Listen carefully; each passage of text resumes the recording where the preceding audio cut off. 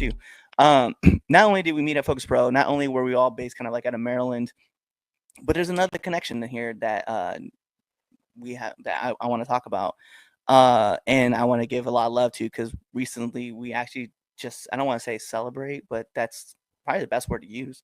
Celebrated the life of Dick Dynamo just recently, and I was really close with him, and I know like you guys were all really close with him as well, and I just kind of wanted to, for those who didn't know who Dick Dynamo was, this was a ball of energy that you weren't like really quite sure about, but you really liked being around all the time. And I think about him like a lot, and I wanted to just help put him over some more, because every time I get a chance to talk about Brandon, it's a great feeling to think about. Hellfire, you can go. Everyone I've ever talked to about their friendship with Dick Dynamo will say something similar, where they couldn't stand him at first, and then he eventually, through friendship, beats you into submission. And that was very much our relationship, and ended up managing him for a bit while he sort of figured out who Dick Dynamo was, and that was a really fun time, and creatively, and I think we did. We had a lot of fun with it, and we did a lot of good work with it. But yeah, other than that, like just a great friend, and beyond thoughtful, and like a kinder person you'll never meet. So it was, really just, I feel so lucky to have gotten to know him while I had time to. Oh yeah, I mean, I used to go to the gym with him all the time, and this guy was kind of a psychopath. Like, this guy he wouldn't warm up. He would put his heaviest weight on his first set, and I'd get mad at him because we'd be competing together, like in the gym, and we would be squatting on like a bench rack. Like, it made no sense. And this guy would just load up 275 first set and piss me off. And then I would hurt my back, and then I'd keep lifting. But like, this guy, he would transform his body in like 2 months. He'd be shredded and jacked. So I'd be like, I can't even talk shit about his regimen. It's actually working. So the more I started lifting with him, the bigger I started getting. And then I just started getting stronger, because I would push myself to limits I didn't think I wouldn't do by myself. I'd be like, all right, let me do this weight because he's doing it. So he would be doing an obnoxious amount of weight that I thought was ridiculous. And then I would do it, and I'd be like, oh, shit, I can actually do this. So sometimes he was a little stronger than me, upper body wise. But we would, oh, my God, we go head to head all the time.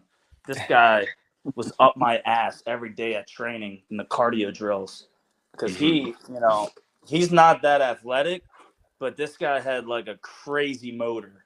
So anytime we did like a bag drill or hitting the ropes, he would really push me. And I didn't want him to beat me ever, because if he did, I would never hear the end of it. So I don't think anybody wanted to lose to him. No, definitely not. Because he wouldn't shut up about it. Yes. Yeah. Oh my God. Yeah, no worse person to lose to. No. Oh yeah. But he was definitely an interesting character. I don't. So you guys obviously spent a lot of more time with him being down in Maryland, but whenever he would come up for shows, it was always a different vibe whenever he got there, But he really would just bring a lot of energy in the room, and it was really cool to kind of see the last run of Dick Dynamo, because I really feel like he was starting to figure out who he was as a character, because a lot of that character was just him. And it's a shame that we weren't able to see more of that kind of be fleshed out. But he really had a good mindset of just training all the time. I remember the cans of beans he would bring, the Tupperware of eggs he would just eat. Oh my God. He's a funny guy, man. I got a funny story about him from a softball game. That kind of encapsulates. That kind of encapsulates. This is so funny. So we're at this like charity kind of softball game. It's CZW versus the fire department of whatever like PA town we're in. And it's before the game, and it's big softballs that we're going to be playing with. And we're all kind of just standing around. And this dude decides to start throwing these balls around in front of people. And he almost hits like two people before I feel like it was me, turned around and was like, hey, like, don't stop throwing that. You're going to hit somebody. As soon as I turn around, he wings the ball. I think it almost hits me and hits one of the girls. I turn around. This guy, we're at our dugout. He's at the firefighters' dugout. I walk across this field, and I've never been so mad in my life. And I'm walking, and I start going, and in my head I go, I don't know what I'm about to do right now, but I can't stop. So I've I've never seen him mad like this ever. No. He was And so mad. it takes me a while to get like that. But I go up to him, I grab him by the collar, and I smack him dead in the face. I go, chill the fuck out. We're trying to be adults here in front of the whole entire fire department. They're all laughing at us. It's like, All we laughing. We not look so dysfunctional. I walk back and I'm still a little mad. And I go, damn, I shouldn't have done that. I felt so bad. That's kind of a But crazy he deserved intimidation it, dude. tactic. He's winging these balls around. But man, he's such a man. Sure. He's talking shit that whole entire day. Did not do anything for the team. Bruh, Surefire way to get him to do anything was to tell him not to. Yeah. Right? Well, I remember. So oddly enough, I remember the softball game, and it's because he told me he was like, because we're at my shoe job, right? When I was working at Merit Clubs, I was a personal trainer there, and he had just started at the front desk, and he was telling me about all these things that he was doing. Because I remember him as a rocker, like he was supposed to be like a comical mercenary with JB Anderson. And they had the whole tag team thing going, and then it just wasn't him. He wasn't feeling it. And then he was telling me about this new idea, this new character that he had planned up, all these things that he was going to do with it. And then like randomly he told me about a softball story. So I remember this story now that you're telling me. He told you about this story? Oh my God.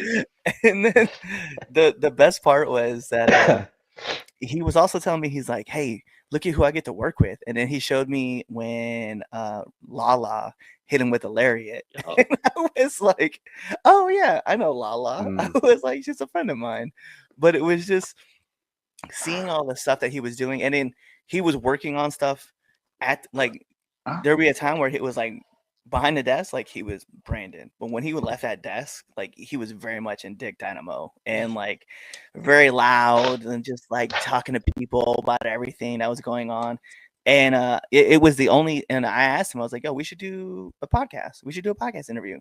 So it was the only interview that I had ever done live where I was just sitting with somebody next to me. And I remember like, he started the interview off by going, because I was like, yo, do the intro and then we'll go from there. And he was like, hey, this is Dick Dynamo and you're checking out the 3 Count podcast. And started doing the Disney. Not the Disney. My God. And I was like, what's up? It is your friendly neighborhood Red Dog, and thank you for checking out this episode of the 3 Count podcast. Whether that was Chaz friends, Red Dog friends, Damien friends, the Films Lounge, Now Entering the Ring, Now Entering 201, or Now Returning to the Ring, all those good episodes. You should really be liking, commenting, and even sharing this with your friends, family, whoever it may be. But what you all should be doing is checking us out on all of our social media platforms at 3 Count Pod, whether that's on IG, Twitch, you can check us out on Threads, whatever it may be. And if you go check us out on X, it is 3count_pod. Check us out on YouTube, as well as Facebook, on Rumble, on Apple Music, on Spotify, all those fun things. Tell your mom about us, your dad about us, your aunties, your uncles, your brothers, your sisters, your cousins, and your best friends and your enemies, because we love haters too. Do all that stuff. And then, last but not least, buy our merch on foryourwear.com or prowrestlingtees.com. Kawaii.